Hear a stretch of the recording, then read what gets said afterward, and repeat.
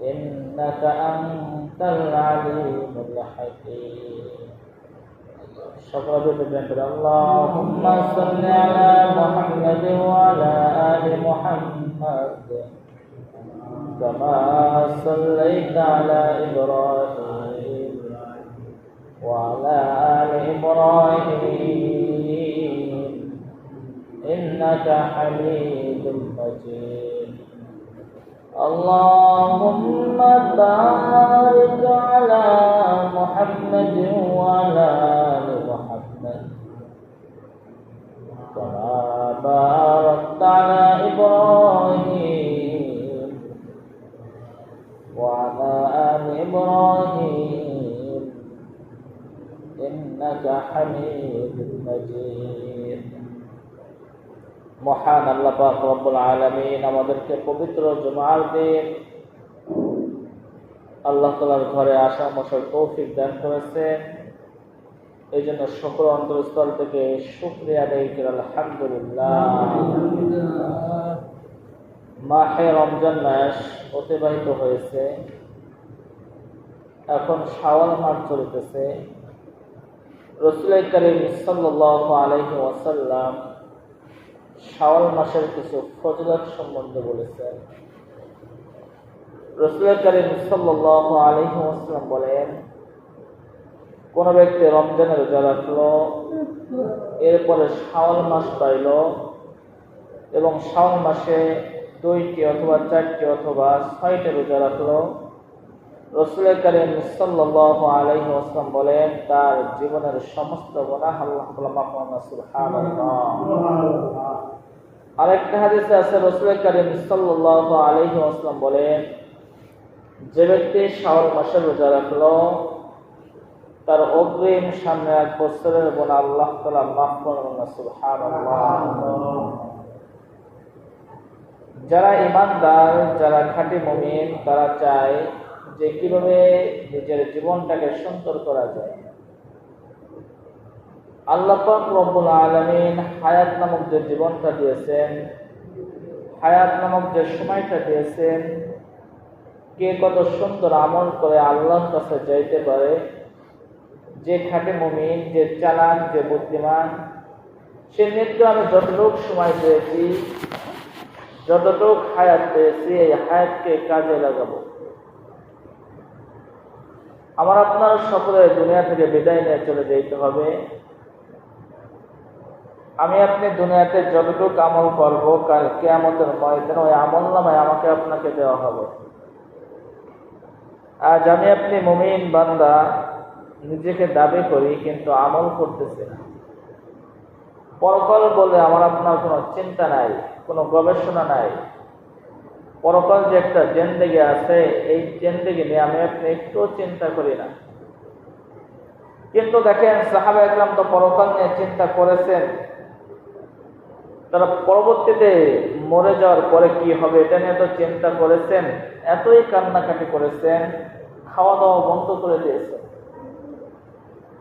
ফুল সিরাত নিয়ে সাহাবা একরাম যতটা চিন্তা করেছেন, নবী করিম সাল্লাল্লাহু আলাইহি ওয়াসাল্লাম একবার ফুল সিরাতের আলোচনা করতেছেন যে ফুল সিরাত এমন একটা জিনিস যেটা চুলের থেকে চিকন হবে, হেরাত থেকে দাঁড় হবে।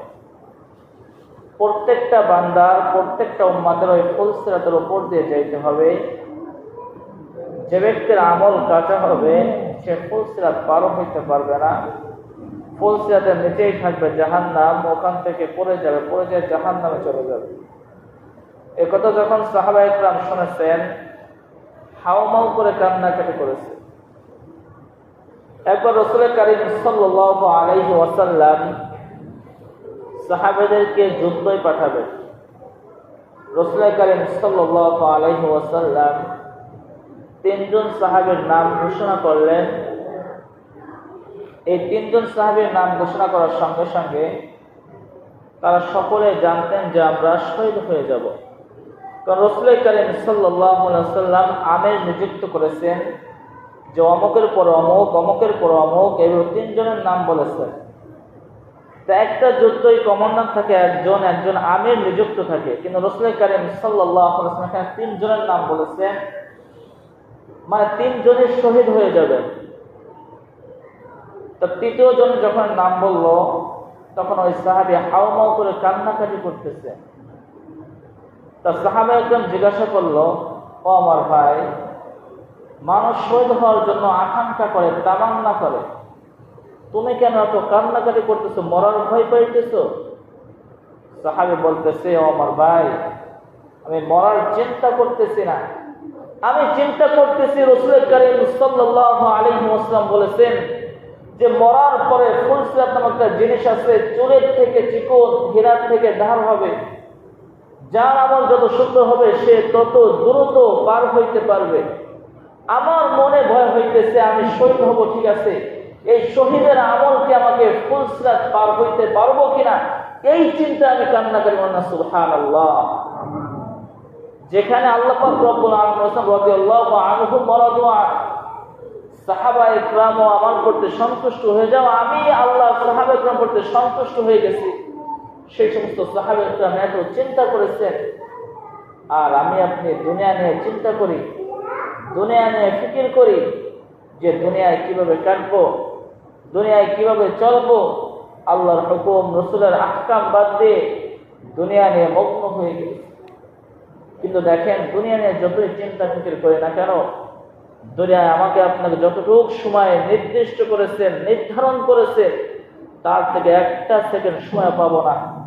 আমরা সকলেই অবগত আছি, জাহাঙ্গীর কাকা পুরো রমজান মাস রোজা রেখেছেন,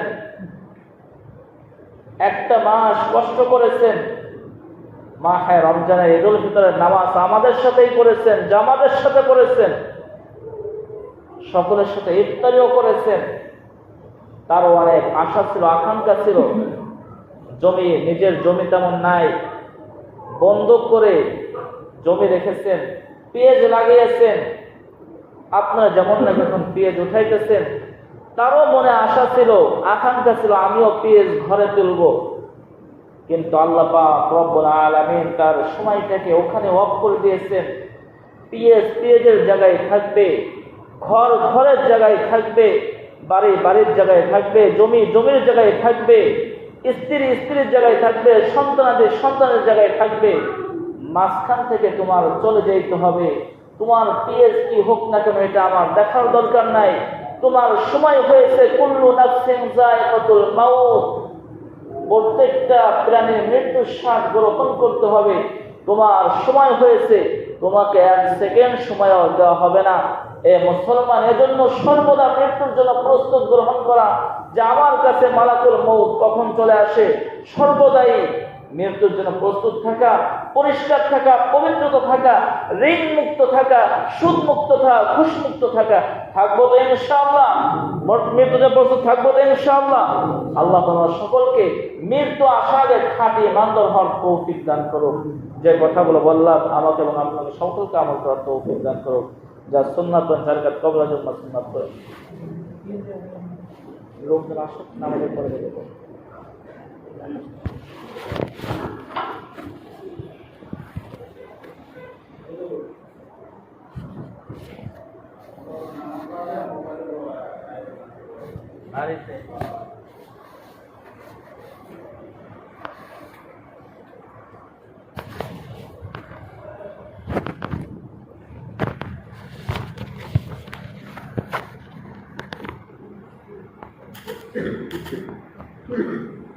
إنك أنت العليم الحكيم